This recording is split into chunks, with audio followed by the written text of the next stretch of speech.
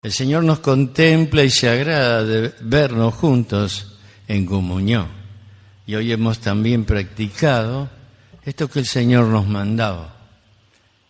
Y luego de esa comunión en la mesa y en los lugares que hemos compartido, ahora abrimos la palabra para sacar de ella lo que el Señor quiere decirnos, lo que dice en su palabra, y que sea de edificación para nuestras vidas, para el impulso de seguir en este mundo que está tan conmovido por situaciones tan diversas, tan enfrentadas, tan confusas, que no podemos dejar de ver que esta obra es la obra de Satanás, el enemigo de las almas.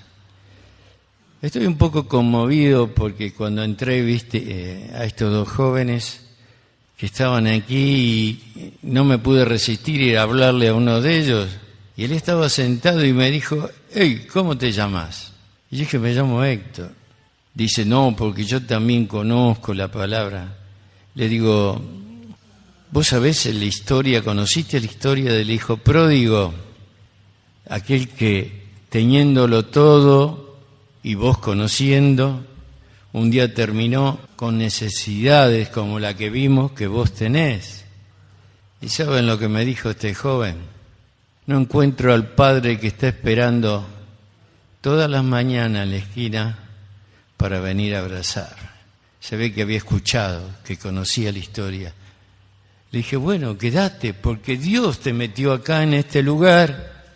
Y bueno, después se fue. Pero hermanos, eso que hemos visto abunda tremendamente, no en el mundo, en nuestra ciudad que está cosmopolita, en la provincia, en los lugares que vayamos y en las cosas que podemos contemplar en todo el mundo. Y el Señor dice que nos ha dejado en el mundo para que llevemos su palabra, para que muchas almas puedan lograr la vida eterna. Y si alguno puede pensar, bueno, pasaron y a lo mejor se le ha ofrecido cosas y han sido satisfechos en las cosas materiales y luego se fueron.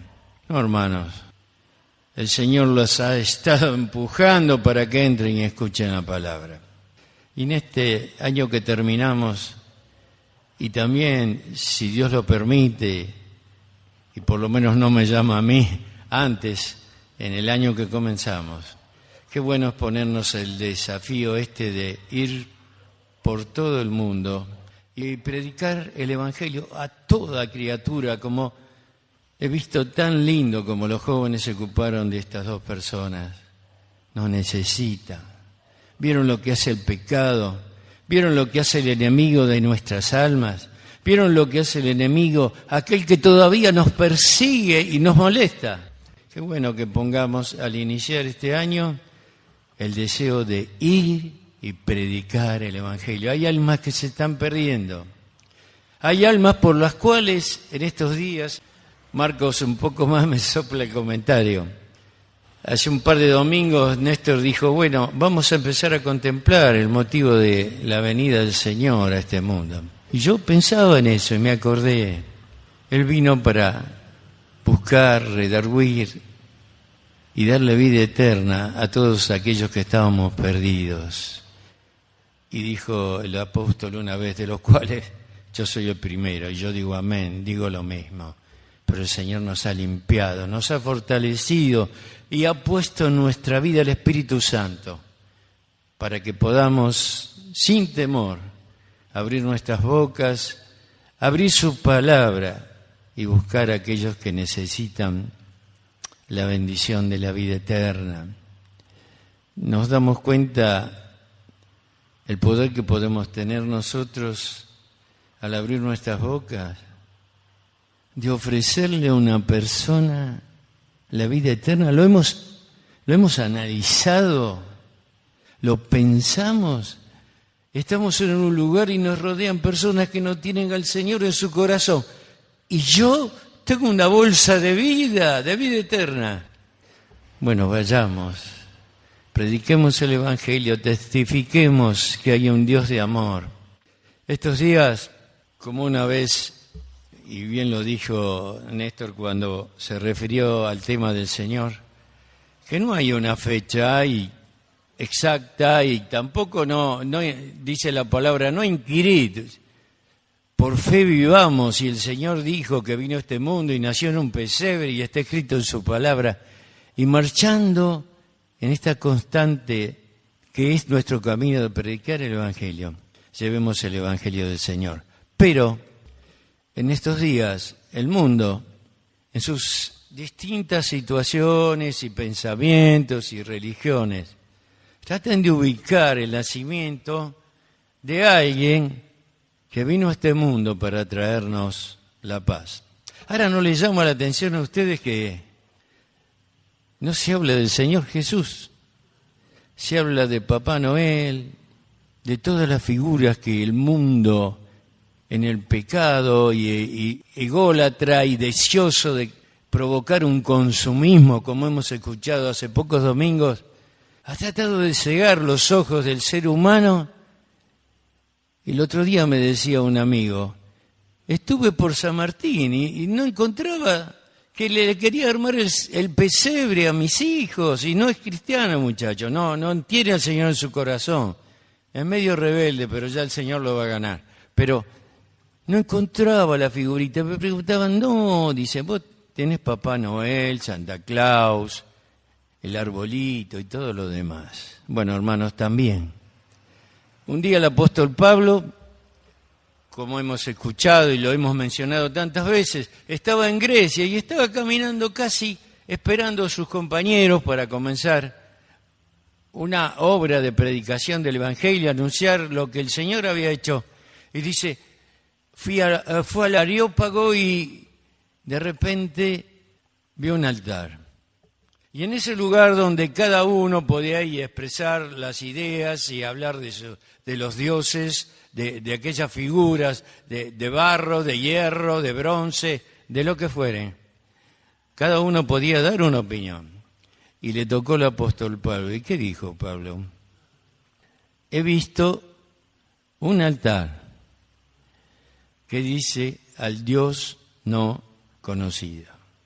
Y hermanos, en esta oportunidad en que el mundo está tan convulsionado, no podemos estar ahora hablando de las cosas que están ocurriendo en nuestro país, en el mundo, no solamente ya con los seres humanos, con la naturaleza también.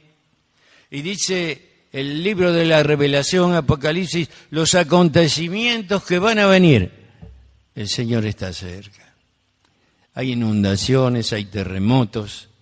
Hemos tenido acá en plena ciudad de Buenos Aires movimientos telúricos y el Señor está cerca. Entonces, viviendo este hermoso domingo, tan vivido en plenitud y en espíritu y en amor, abrimos la palabra, solamente un pensamiento, en el libro de Oseas, capítulo 4, y solamente para que de luego nosotros los vayamos masticando en momentos que estemos leyendo la palabra y meditando. Dice Oseas 4, 6. El estudio de este libro se realizó y se está realizando los días miércoles, así que es un libro muy lindo para sacar ejemplos, porque en muchos de los capítulos habla nada más y nada menos que Dios. Y dice Oseas, y dice Dios, mi pueblo fue destruido porque le faltó conocimiento. Por cuanto desechaste ese conocimiento, yo te echaré del sacerdocio, y porque olvidaste la ley de Dios, también yo olvidaré de tus hijos. Acá la palabra de Dios, y Dios está diciendo, bueno, hijos, pueblo mío, yo te di un mensaje.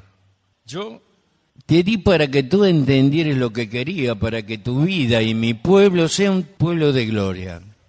Pero lo dejaste de lado, porque te olvidaste. Yo también me olvidaré de tus hijos. Y no es una amenaza de Dios, es un llamado de atención a cada uno de nosotros, que conociendo la palabra de Dios, instruyéndonos y sabiendo cuál es el camino que tenemos que transitar, muchas veces, como dice en el Nuevo Testamento, nos podemos deslizar como esa agua que se lleva a la canoa y luego entra al mar y se pierde la canoa. Gracias al Señor que nosotros, aunque nos deslicemos, no nos vamos a perder por lo menos la salvación, pero podemos tener experiencias tristes. Y este pueblo se había apartado de Dios. Y no por capricho, ni no por placer, y no por rebeldía. Sí, una rebeldía oculta, sino porque había olvidado los mandamientos.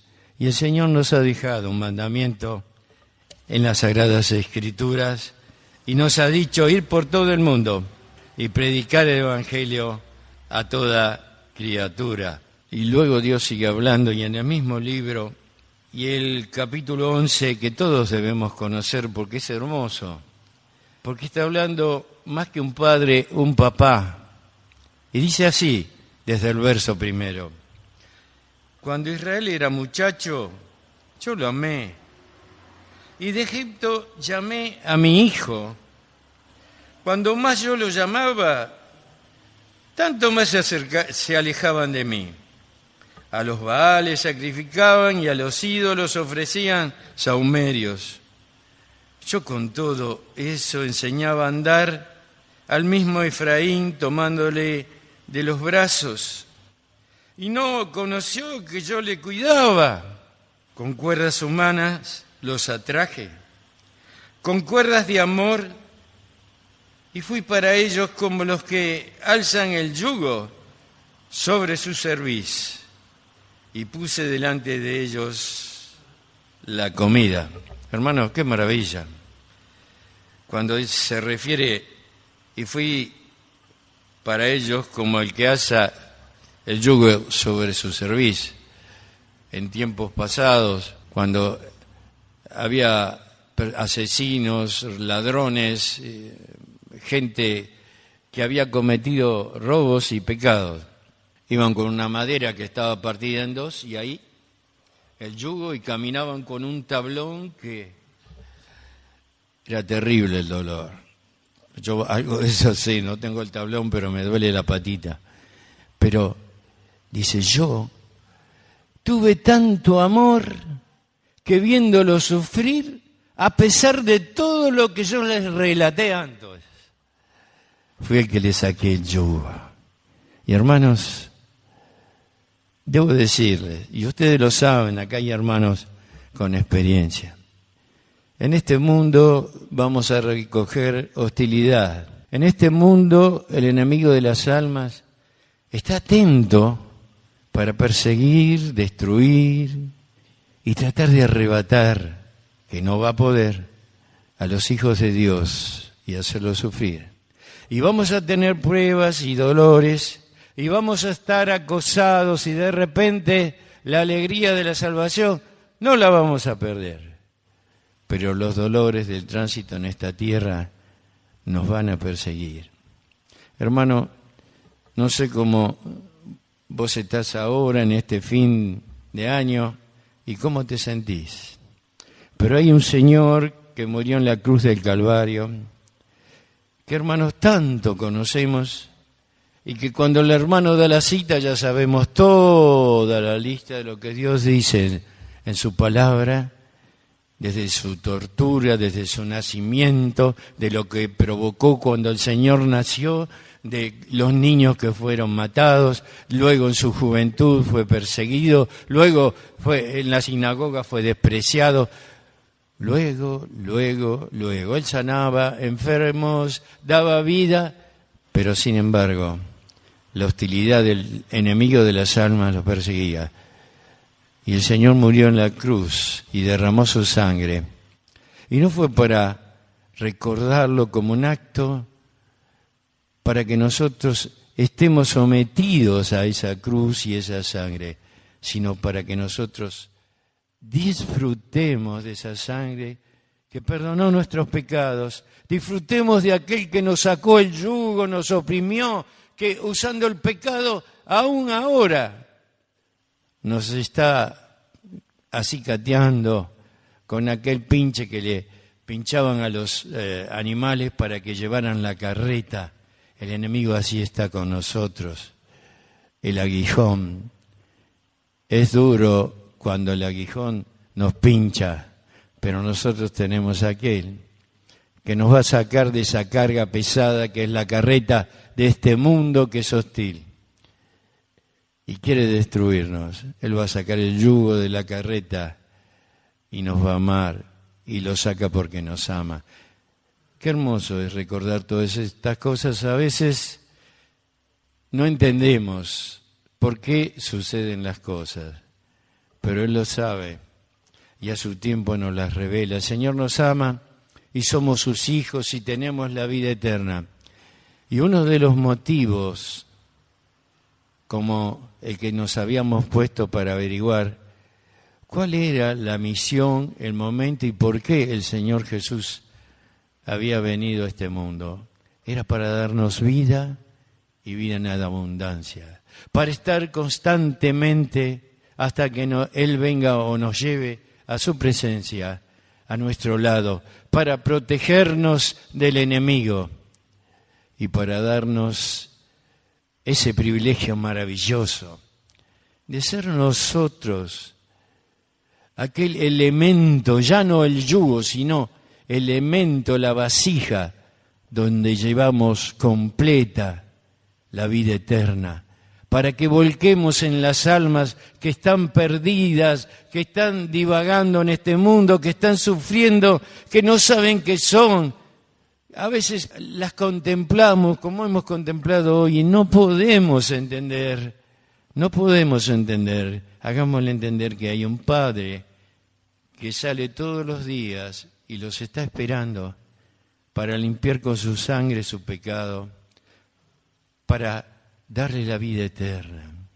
Y esa vasija que llevamos llena de aquel mensaje que tenemos que dar, dejémoslas volcar con nuestro testimonio, con nuestra amabilidad, con nuestra sabiduría, que es de lo alto, como está escrito en el libro de Oseas. Mi pueblo se perdió, porque no siguió mis mandamientos. Nosotros, hermanos, no nos vamos a perder.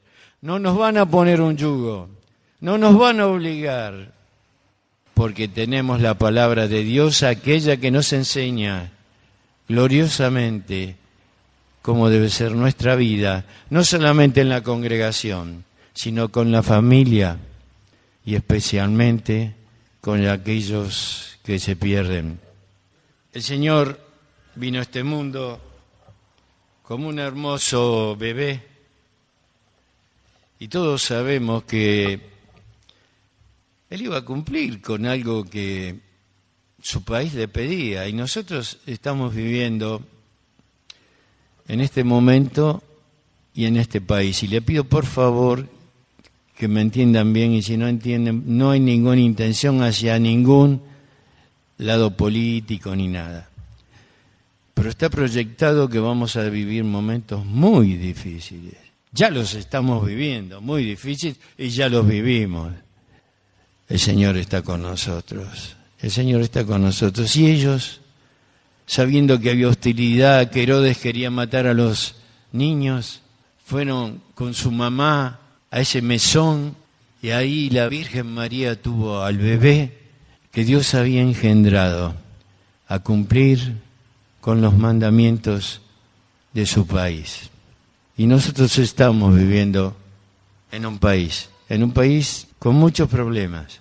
No tenemos ninguna obligación más que testificar, hablar de una esperanza, no en un hombre, sino la esperanza verdadera. Y no sé si les pasa a ustedes, yo me tomé esa costumbre, que cuando saludo a una persona, le digo, que Dios te bendiga. Entonces me mira y le digo, tenés fe, pero solamente.